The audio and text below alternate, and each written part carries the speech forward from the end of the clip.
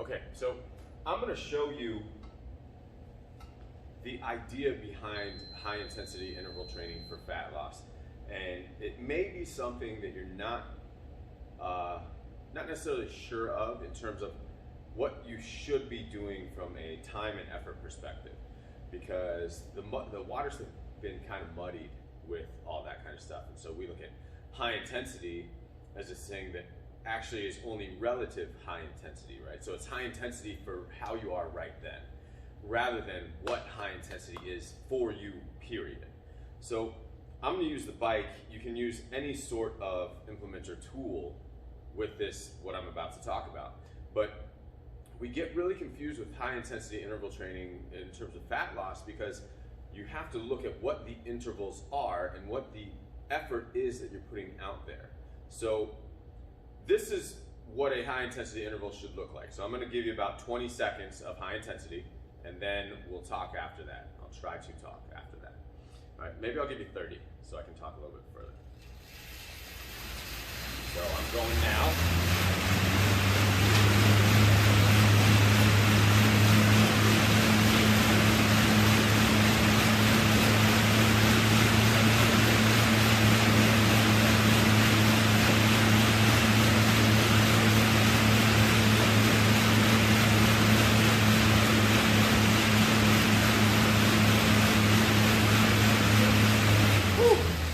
Okay, so I gave you 26. Woo! So I'm gonna look at my heart rate, see what it is right now. Woo! And 161. All right, I'm sure it'll go up a little higher, but that was a pretty big maximal effort for me. All right. Now, if I'm looking at high intensity interval training, what I want to have happen is my heart rate to go down. Right? I want my heart rate to go down. Now I want to fully recover from that. So I can do the same output as what I just did there. Right? So instead of saying, oh, we're going to do 20-10 intervals, and your 20 on is expected to be all out. And it can be. Right, so right now my heart rate's at 136. So I may want to take even further to rest. Right, so we look at this time right here as, oh, well, I should be going again. If you want to do this for ultimate fat loss, no, you should not be going again. Right? Recover so you can put that output out there again. Right? Whether it be 20 seconds on, 45, or a minute. You want to look at these things as you have a maximum intensity. You want to repeat that maximum intensity. You cannot do that after 10 seconds of rest. You just can't. Right? If I said go as fast as you can around the track, as fast as you can, and then I said, okay, you get 15 seconds rest and you got to do that at that same time again, it's not going to happen. You're going to diminish your output or your effort. Right? You will not reproduce the same results. So right now, I'm at 116, 117. All right, so I may take, okay, here we go, like 110. So now, I might be ready to go again. All right, so I'll do it again.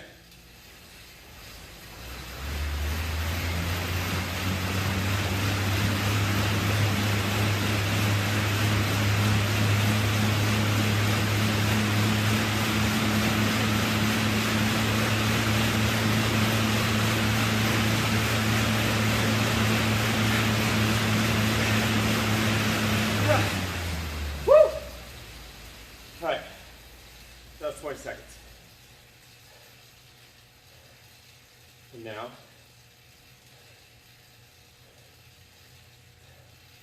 it may take me a minute and a half to get that back.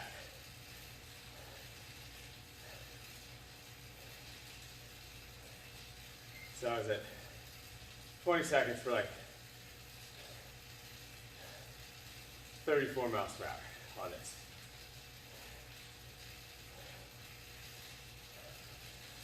So I'm going to take, again, now 160 is my heart rate. I'm going to take a minute and a half to get my heart rate back down towards that 110, or that just, you know, you're warm and doing something kind of idea. Once I'm down there, recovered, I have my breath back, then I'll do it again. The problem is, people go nap, right? I've been resting maybe like a minute or so, a minute 20. I'm still not ready to do that over again. Right? If I try to do that over again, massive failure.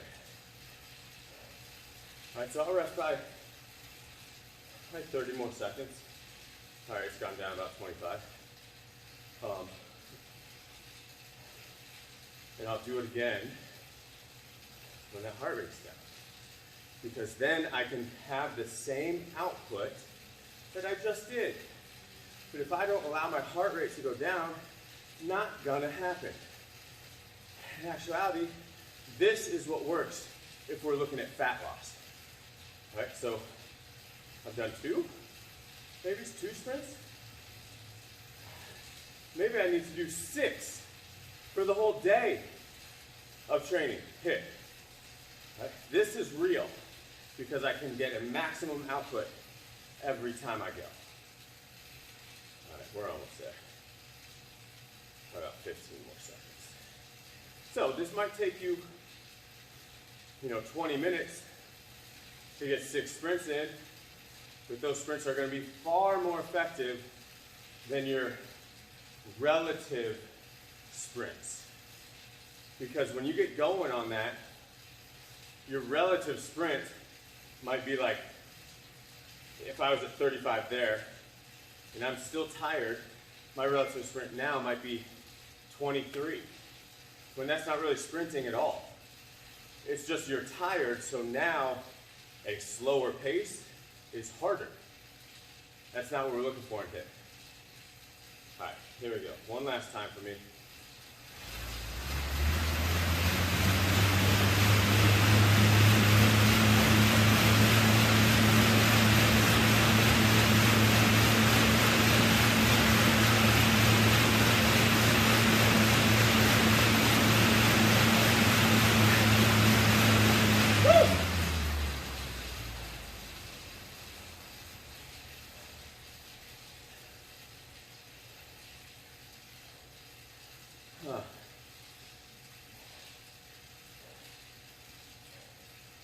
So,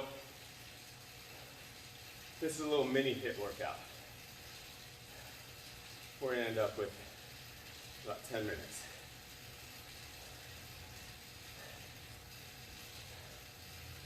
Three sprints in that 10 minutes.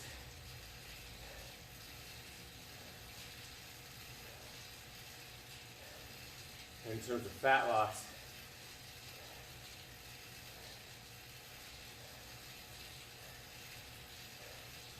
this is probably going to benefit me more than, a 30-minute spin class because of what those intervals are, right? They ask you to do more work when you're tired, and that'll burn calories while you do it, right? But at the same time, your output throughout that time just keeps going down and down and down. Pay attention to it. Next time you do any sort of ride, all right? Try to go all out when they say go all out. See what your numbers are, then try to do it again later in class. Guarantee they're not the same. All right, what we're trying to do is repeat maximum output. That's why you rest in between sets of working out. All right, you're trying to repeat maximum output. Same philosophy applies here. You need enough rest to repeat maximum output, so you benefit the most from that thing that you're doing. All right. If you want to get a position of just cardiovascular conditioning, either one will work. All right, either one will work. This is better for fat loss. All right. And I'll be honest, this has more carryover than that one does. If I learn to sprint super hard here and recover, I can probably go 70% for a long time.